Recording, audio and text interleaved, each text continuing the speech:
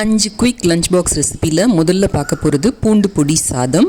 இதுக்கு 1 table spoon அளவு எண்ணெயை காய வச்சுக்கோங்க. இதில் கடுகு, உளுத்தம் பருப்பு, கடலைப்பருப்பு, சீரகம், காஞ்ச மிளகாய் எல்லாம் போட்டுக்கோங்க. போட்டுட்டு நல்ல பொன்னிறமாக வறுத்துக்கோங்க. வறுத்ததுக்கு அப்புறமா இதில் ஒரு 10 பூண்டு பல்லையும் சேர்த்து நல்ல 1 நிமிஷம் வறுத்துக்கோங்க. இதுக்கப்புறமா இதில் 1/4 கப் அளவுக்கு ஃப்ரெஷ் தேங்காய் சேர்த்துக்கோங்க.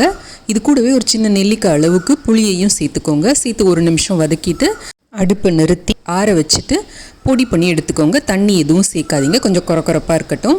இப்போ சாதத்தை வடித்து அதில் கொஞ்சம் உப்பும் எண்ணெயும் சேர்த்து நல்லா ஆற வச்சுருங்க. உதிராக வரட்டும். அதுக்கப்புறம் அதில் தேவையான அளவு இந்த சட்னி பொடியை போட்டு கலந்துட்டிங்கன்னா பூண்டு பொடி சாதம் தயார். இது இட்லி, தோசை, சப்பாத்தி எல்லாத்துக்கும் தொட்டுக்கலாம்.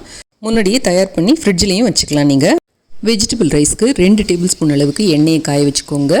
இது கூட கரம் மசாலா பொருட்கள் சேர்த்துக்கோங்க.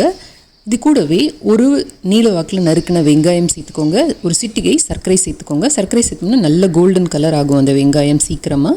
இப்போ இது கூட 2 டீஸ்பூன் அளவுக்கு இஞ்சி பூண்டு விழுது சேர்த்து நல்லா அந்த பச்சை வாசனை போகிற வரைக்கும் கிளறிக்கோங்க. 2 கீரின பச்சை மிளகாய், 4-5 கருவேப்பிலை இலை போட்டுக்கோங்க. 1/2 கப் அளவுக்கு வெஜிடபிள்ஸ் எடுத்துக்கோங்க. நான் இங்கே கேரட்டு, அப்புறம் பீன்ஸு, உருளைக்கிழங்கு, பட்டாணி எல்லாம் எடுத்திருக்கேன். விருப்பமான காய்கறிகள் சேர்த்துக்கலாம். இது கூட இப்போ நான் 3 கப் அளவுக்கு தண்ணி சேர்க்குறேன். தேவையான அளவு உப்பும் சேர்த்துட்டு 2 கப் அளவுக்கு நம்ம புழுங்கரிசி, நார்மல் சாப்பாட்டு அரிசி 10 நிமிஷம் களைஞ்சி ஊற வச்சு அதோட சேர்த்துருக்கேன்.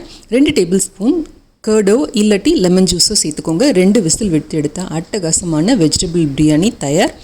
சிப்ஸு, தயிர் பச்சடி, குருமாவோட சர்வ் பண்ணால் ரொம்ப நல்லாயிருக்கும். காலையில் சட்டன் லஞ்ச் பாக்ஸ் ரெடி செய்யறதுக்கு கருவேப்பிலை கொத்தமல்லி சாதம்.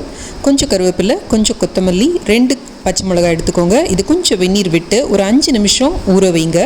5 நிமிஷம் கழித்து அதை எடுத்து மிக்சியில் சேர்த்து இது கூட ஒரு அரை மூடி எலுமிச்சம்பழம் பிழிஞ்சு கொஞ்சம் உப்பு, ஒரு சின்ன துளி அளவு சர்க்கரை விட்டு நல்லா அரைச்சிக்கோங்க. 2 கப் சாதத்தை வடித்து நல்லா இந்த மாதிரி ஒரு பிளேட்டில் பரப்பி ஆற விட்டுடுங்க.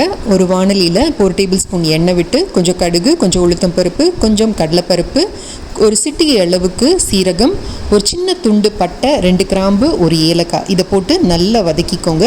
நல்ல கோல்டன் ப்ரௌன் ஆனதும் நம்ம அரைச்சி வச்சுருக்கோம் பார்த்தீங்களா, அந்த விழுதையும் சேர்த்து கூட கொஞ்சம் மிக்சியை தண்ணி விட்டு அலசி அதையும் சேர்த்துக்கோங்க. 1 நிமிஷத்தில் எண்ணெய் இந்த மாதிரி மிதக்க ஆரம்பிக்கிறப்ப ரைஸை சேர்த்து நல்லா கலந்துடுங்க. ஒரு 2 டேபிள் ஸ்பூன் அளவுக்கு வறுத்த நிலக்கடலை சேர்த்தா நம்மளோட கருவேப்பிலை கொத்தமல்லி சாதம் ரெடி. குயிக்காக பண்ணுற குடமிளகா சாதம் எப்படி செய்கிறதுன்னு பார்ப்போமா. இதுக்கு ஒரு கடாயில் 1 டீஸ்பூன் அளவுக்கு எண்ணெய் எடுத்துக்கோங்க. ஒரு சிட்டிகை கடுகு, கொஞ்சமாக பெருங்காயம், கடலைப்பருப்பு, தனியா, கருவேப்பிலை, காஞ்ச மிளகாய், கொஞ்சோண்டு 2 ஸ்பூன் அளவுக்கு திருவின தேங்காய் இதையும் போட்டு நல்லா பொன்னிறமாகிற வரைக்கும் வறுத்து எடுத்து ஆற வச்சு ஒரு சின்ன நெல்லிக்காய் அளவு புளியோடு சேர்த்து கொரப்பாக அரைச்சி வச்சுக்கோங்க. அதே கடாயில் 1 டேபிள் ஸ்பூன் அளவுக்கு எண்ணெயை காய வச்சு கடுகு, உளுத்தம் பருப்பு, அப்புறம் ஒரு பெரிய வெங்காயத்தை நல்லா கொஞ்சம் பெரிய சைஸில் கட் பண்ணி போட்டு 2 குடமிளகாயும் கட் பண்ணி போட்டு நல்லா வதக்கிக்கோங்க. இது ரொம்ப வதங்க வேண்டாம், கொஞ்சம் க்ரன்ச்சியாகவே இருக்கட்டும். இப்போ 2 கப் சாதத்தை வடிச்சுக்கோங்க. தனியாக ஒரு 2 டேபிள் ஸ்பூன் அளவுக்கு கொண்டக்கடலையை நைட்டே நான் ஊற வச்சுருந்தேன். ஸோ அதையும் வேக வச்சு இதோட சேர்த்துருக்கேன், கொஞ்சம் ப்ரோட்டீன் சேரணுங்கிறதுக்காக. இப்போ நம்ம பொடி பண்ணி வச்ச அந்த பொடியையும் சேர்த்து தேவையான அளவு உப்பு போட்டு டேபிள் ஸ்பூன் நெய் இல்லை தேங்காய் எண்ணெய் விட்டு கலர்னா ரெடி. நெல்லிக்காய் புளியோதரைக்கு 6 நெல்லிக்காய், ஒரு சின்ன துண்டு புளி சேர்த்து நல்லா 5 விசில் விட்டு எடுத்துக்கோங்க. புளியை தனியாக கரைச்சிக்கோங்க. நெல்லிக்காயை விதையை நீக்கிட்டு கொரப்பாக அரைச்சி எடுத்துக்கோங்க. நெல்லிக்காய் வேக வச்ச தண்ணியை யூஸ் பண்ணிக்கலாம் புளி கரைக்கிறதுக்கு. இப்போது ஒரு பேனில் 3 டேபிள் ஸ்பூன் அளவுக்கு எண்ணெய் விட்டு கடுகு, பெருங்காயம், உளுத்தம் பருப்பு, கடலைப்பருப்பு, காஞ்ச மிளகாய், கருவேப்பிலை தாளிச்சுக்கோங்க. கூட ஒரு சிட்டிகை அளவுக்கு மஞ்சள் தூள், 1/4 டீஸ்பூன் சாம்பார் மிளகாய் தூள் சேர்த்து அரைச்சி வச்சிருக்கிற அந்த விழுதியும் போட்டு புளி தண்ணியும் சேர்த்து தேவையான உப்பு சேர்த்து நல்லா கொதிக்க வச்சுடுங்க. 2 கப் சாதத்தை வடித்து நல்லா ஒரு தட்டில் பரப்பி ஒரு 1/4 டீஸ்பூன் அளவுக்கு மஞ்சத்தூள் விட்டு 1 டேபிள் ஸ்பூன் அளவுக்கு எண்ணெய் விட்டு நல்லா ஆற விட்டுடுங்க. 5 நிமிஷத்தில் அந்த நெல்லிக்காய் கலவையில் எண்ணெய் மிதந்து வந்துடும். ஆஃப் பண்ணிவிட்டு ஒரு 10 காஞ்ச திராட்சை சேர்த்துக்கோங்க. இப்போ நம்ம ஆற வச்சிருக்கிற சாதத்தில் இந்த கலவையை போட்டு நல்லா கலந்துக்கலாம்.